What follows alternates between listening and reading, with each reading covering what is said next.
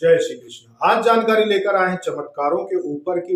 आखिर बड़े बड़े संत महात्मा साधु बहुत सारे ऐसे भी लोग हैं जो किसी विशेष ईश्वर के तो बहुत बड़ी भक्ति नहीं की, पर बहुत बड़े बड़े चमत्कार करके चले गए। ऐसे आपने कई साधुओं के विषय में देखा होगा। अपने आसपास किसी बाबा का कोई आश्रम होगा जो बहुत पहले 100-200 साल पहले जा चुके इस दुनिया से, या 50-60 साल पहले जा चुके हैं, लेकिन उनकी कथाएं आपने सुनी होगी कि भाई वो इंसान रूप में किसी को मिल गए, तो कहीं पे मदद करने के लिए पहुंच गए, तो कहीं पर अचानक प्रकट हो गए और बाद में पता चला कि वो तो भैया व्यक्ति जीवित ही नहीं है, लेकिन कहीं कहीं दर्शन दे गया, कहीं कहीं दिख गया। तो ऐसी बहुत सारी घटनाएं अपने आपने चारों तरफ अपने क्षेत्र में देखी ही होगी, जानी ही होगी। कोई कि पुराना कोई ऐसा साधु था, कोई महात्मा थे, भले ही वो सांसारिक रहे हों कि गृहस्थ थे लेकिन साधु थे।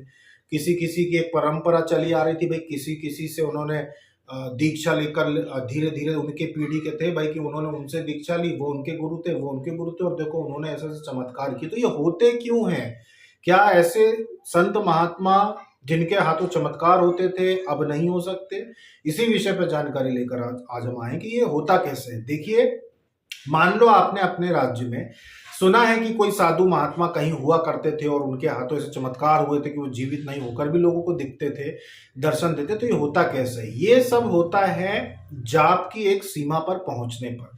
जब आप अब किसी भी भगवान को अपना इष्ट भगवान मानकर, अपना इष्ट देव मानकर, और जब आप उनकी भक्ति में उतर जाते हैं कि भाई मैं उनकी अब भक्ति करूंगा ईमानदारी से, सात्विक होकर, सत्कर्म करते हुए, पुण्य कर्म करते हुए, और उनकी भक्ति करूंगा।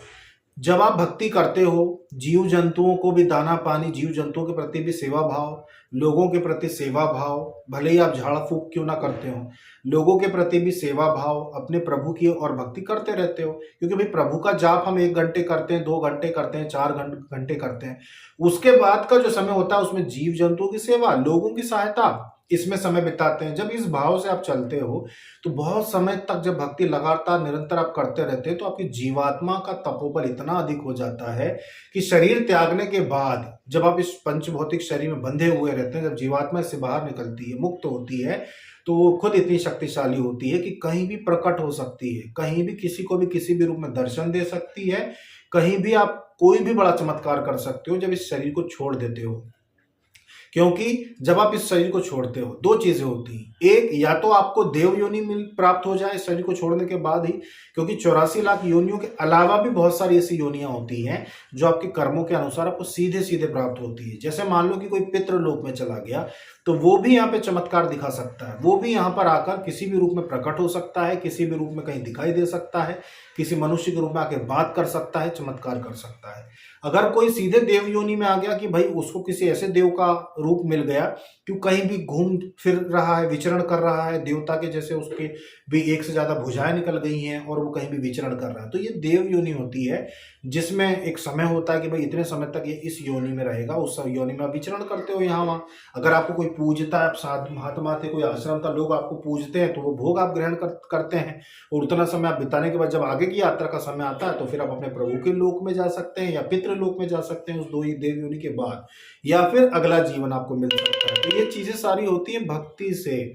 जितना लंबा समय आप भक्ति में बिताते हो, तपोबल ज्यादा कर लेते हो उसके अनुसार। नहीं तो एक साधारण मनुष्य मरेगा तो क्या होगा? भूत बनेगा, प्रेत बनेगा, पिशाच बनेगा। लेकिन जब एक साधक की मृत्यु होती है तो वो देवता योनि में जाता है, पितृ योनि में जाता है। तो शक्तिशाली अवस्था में आता है एक, जब कोई साधक की मृत्यु होती है। वही फिर होता है कि भाई एक महात्मा थे, यहाँ पे आश्रम था, बहुत पूजा भक्ति करते थे, मर गए, लेकिन उसके बाद भी लोगों को दर्शन देते हैं क्योंकि उनको सदगति हुई, अच्छी योनि की प्राप्ति हुई, लेकिन सीधे सीधे भी मोक्ष प्राप्त नहीं हुआ, इसलिए नीचे की योनि में वो दर्शन दे रहे हैं लोगों को। अभी शक्ति है उनके पास, लोगों को दर्शन दे रहे हैं, लोगों के काम बना रहे हैं। जब उनका इस योनि में समय पूरा हो जाएगा तो आगे की यात्रा शुरू हो जाएगी, चाहे फिर उनको मोक्ष की प्राप्ति हो या दोबारा मनुष्य जीवन की प्राप्ति हो जाए। तो ये अवस्था होती है मृत्यु के बाद।